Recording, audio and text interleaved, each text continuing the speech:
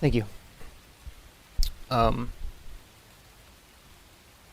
I wish we were meeting under less awesome circumstances. But sometimes that's just how life goes. You are unable to really see when you're going to lose something that you hold just not dear at all. I I have known Haddonfield his entire life. Like, actually pretty much his entire life. I met him when he was not even a year old.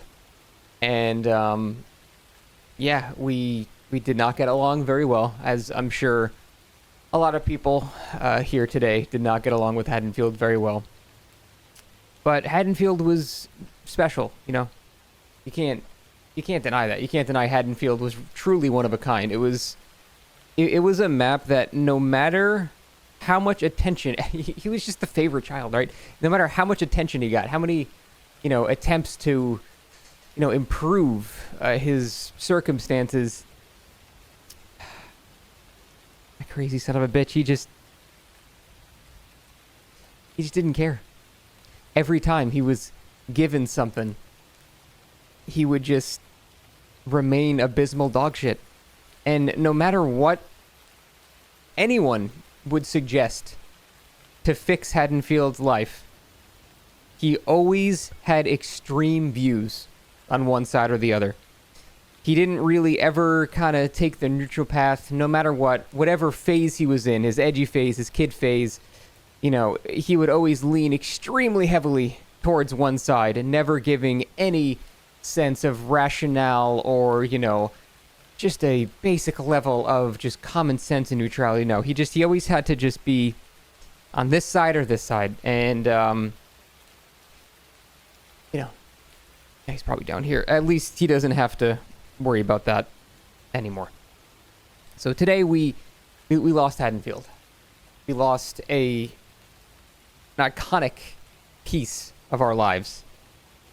Like I said, I met Haddonfield back when he was, 1 year old, and man, he had some problems in his youth. He would have these fences that just went along the entire map, so that if a killer was on one side and the survivor was on the other side, you pretty much just couldn't do anything. You have to just look at the person on the other side, and they were basically a minute away despite being 1 foot in front of you. It was just so incredibly frustrating to have that happen. And then, oh my God, the windows. Jesus Christ, the windows. When Haddonfield was born, the windows on that map combined with balanced landing, oh, it was just hell for killers. You would have survivors with the pre-nerf balanced landing, which did not have a cooldown on its stagger reduction, and they would just fall down, jump off windows, and then just run around and go back in the building and jump off the window again. The killer had no way of actually catching up. Just genuine infinites on this map. It was just so annoying to deal with. Then, Haddonfield finally realized that, okay, you know what? Something's wrong in my life. I gotta change it up. So, a couple of things got changed. There was a very notorious window in the main building, the Strode House, that had a shack right next to it in the basement, and then it had a window in it. It was an incredibly strong god window. It actually made the basement not even scary at all, because you could just get outside the basement and immediately jump out the window, be totally fine. The killer just basically had to vault that window. But since survivors vault much faster, it was always in the survivor's favor. There were several god windows, but they started toning them down a little bit. Now, this was still when Bounce Landing was really strong. We still had insane fences that just took up the entire map, but it was getting a little bit better. And, over time, it just kept getting a little bit better, a little bit better, a little bit better. And my wife and I were like, he might actually be okay. He might actually, have something going on here. And then, oh boy. Then he got his, 14th rework. And oh man, so this is when the political extremist views started happening. He used to be extremely survivor-sided, but then he just said, I guess, out of just youth outrage, he completely flipped. He went completely killer-sided. Most of the windows in the map were just removed just entirely. We probably went from like 25 windows to like 4 windows total. The middle of the street, oh god, the middle of the street. There were like 4 pallets and they were all bad. They were all able to be seen over. And the worst part was, if the killer stood in the middle of the map, he could basically, at all times, know where everybody was. So if he had somebody hooked on one side of the map, he could just sit on one edge of the street, watch the entire map for someone to cross over, and intercept them. You could basically proxy camp on that map from anywhere on the map as killer. So that was incredibly annoying to deal with as survivor, and then it became an extremely killer-sided map. The thing is, when it was reworked the first time, the main reason it was incredibly killer-sided was the notorious 3-gen. There was a 3-gen on this map that was in front of a house, in the street, and then in the grass right next to it. That was basically almost within lunging distance. And this was back during the era of Call of Brine, Eruption, and Overcharge. This is when 3-gen Skull Merchant was a thing. All of these things combined to make Haddonfield an absolutely miserable experience for Survivor. That 3-gen was awful. Now, the thing is, if you were killer, you didn't really want to leave that 3-gen because there were still other structures and stuff in the map that you didn't really want to deal with. They weren't insanely strong or anything, but there was still stuff you didn't want to deal with at all. So killers would play the 3-gen because that was the main way to play that map. It's like if you played Azeroth's Resting Place and didn't try to hold one side of it, you're typically going to do worse. So that just created this awful forced 3-gen scenario where basically everybody was miserable. So that was bad. Then they cut that 3-gen out, which made the map just straight up killer-sided because, well, I mean, it's hard to say. He had such a troubled life. They cut the 3-gen out, and I think it made it more balanced. It still leaned towards killer, but it made the map more balanced overall.